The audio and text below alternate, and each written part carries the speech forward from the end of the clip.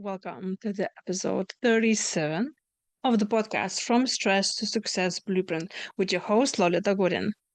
So, yesterday I started a new series about toxic people, toxic friends, toxic workplace people called coworkers.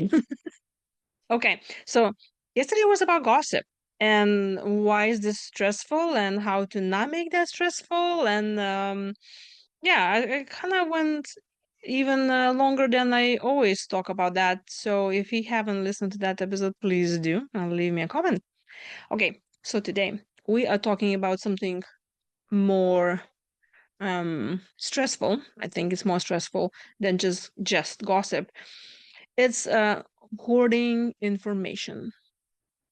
It's when someone withholding the information that can help you on purpose. Plenty times there are people who holding the information because they don't want to spread the gossip, they don't want to stir some things, maybe they know about some person something, but they think, well, if I tell you, then you're gonna get upset and it's gonna. So they may be trying to prevent something, or the saving situation, or they want to protect someone. That's very different.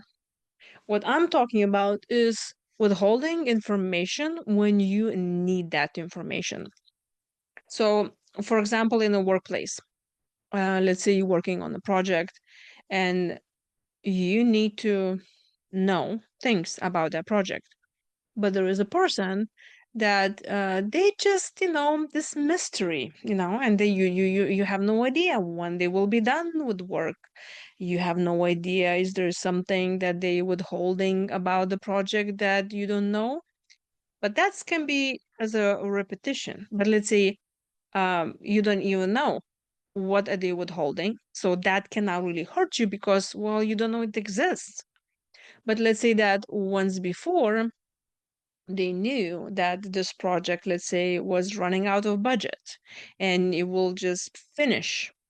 But then when you were talking about your future and your plans and talking about the workload, they supposed to tell you that, like, let's listen, this budget's running out of project, we're gonna close it off soon, so act accordingly. But they didn't do it because, well, they don't want to tell you.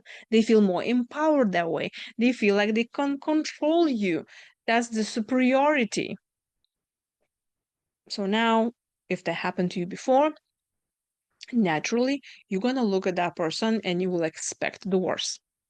And if you grow up in the environment where your trust was constantly broken by people telling you one thing and then behaving very differently, or someone very even similar situation where they were withholding information and it hurt you, you will look at that person and expect the worst and kind of will stress you out because you will already project to the future that this is what's going to happen.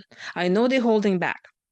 Also, let's say you come from childhood trauma where the same, you just don't trust people and you're always waiting for that second shoe to drop and you're expecting the worst just like by default from everything. You will look at everyone and think, I think they withholding something. I think she's not telling me something. Why are they talking over the two of them and they close the doors? I think they don't want to tell me something. This all coming from your insecurities and from the trauma that you haven't worked with that yet. And that is can be very stressful.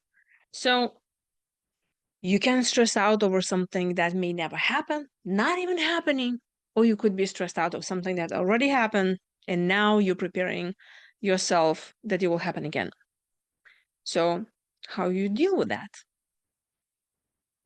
The best defense is to be prepared. And you can think about that now. I'm inviting you to think, was a situation that you were disappointed of someone because they withheld the information when maybe it could have helped you, or maybe it could have saved you from something. And think about how you reacted to that. And then think, what did that bring? Did it create a new pattern for you that now you don't trust everyone? or you don't trust that specific person. Work on your patterns that has to do with trusting people. And when you find those patterns, then you can identify, are you stressing yourself with no reason as well? Okay, so I know that we all love safety and security. That's what we as humans seek, to know what's happening and to know what's going to happen tomorrow. That's why all the tarot readers and fortune tellers, they're making lots of money. Not all of them, but I'm saying people throwing money at anybody else who can tell them what the future holds. Well, what if there is no crystal ball that tell you what the future will hold? And that, let's say, specific situation in your environment you are right now. And it doesn't matter is, let's say, one person in your coworker or your friend that didn't really give you that safety feeling.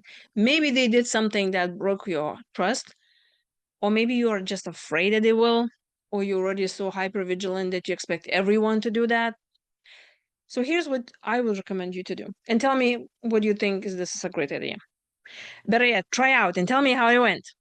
So identify something that's really stressing you out, that you are afraid that information is being withheld from you. Prepare yourself for the future. Write it down, all of the things that can go wrong, and then prepare yourself for those things. And write it down and brainstorm multiple things.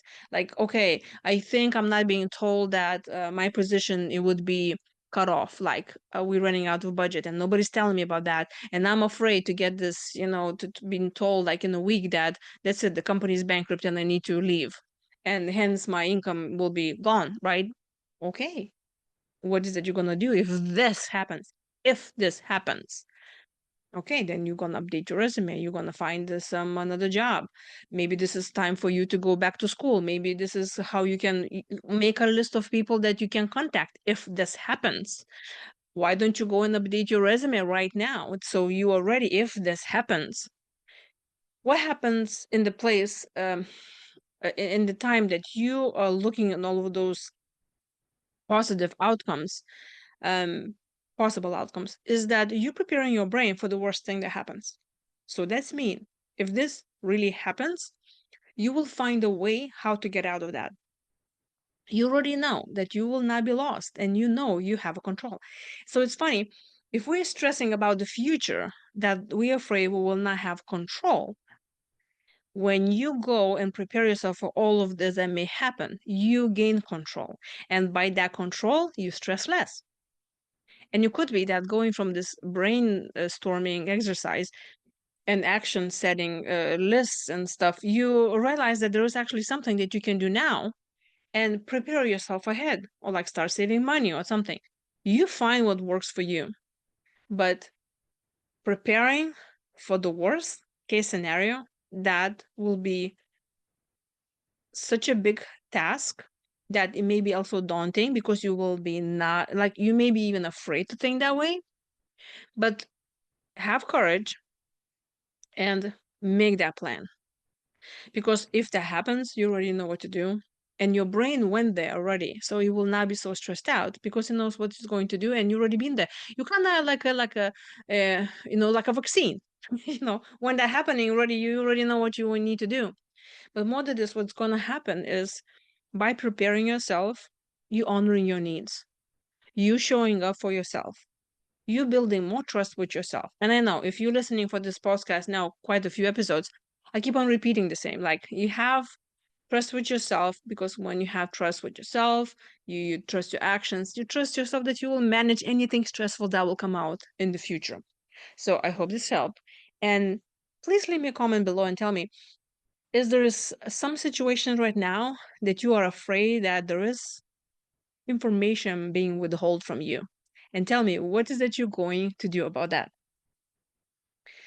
And tomorrow, the next episode, I'll be talking about how stressful it is when there are secrets and what to do about them. See you tomorrow.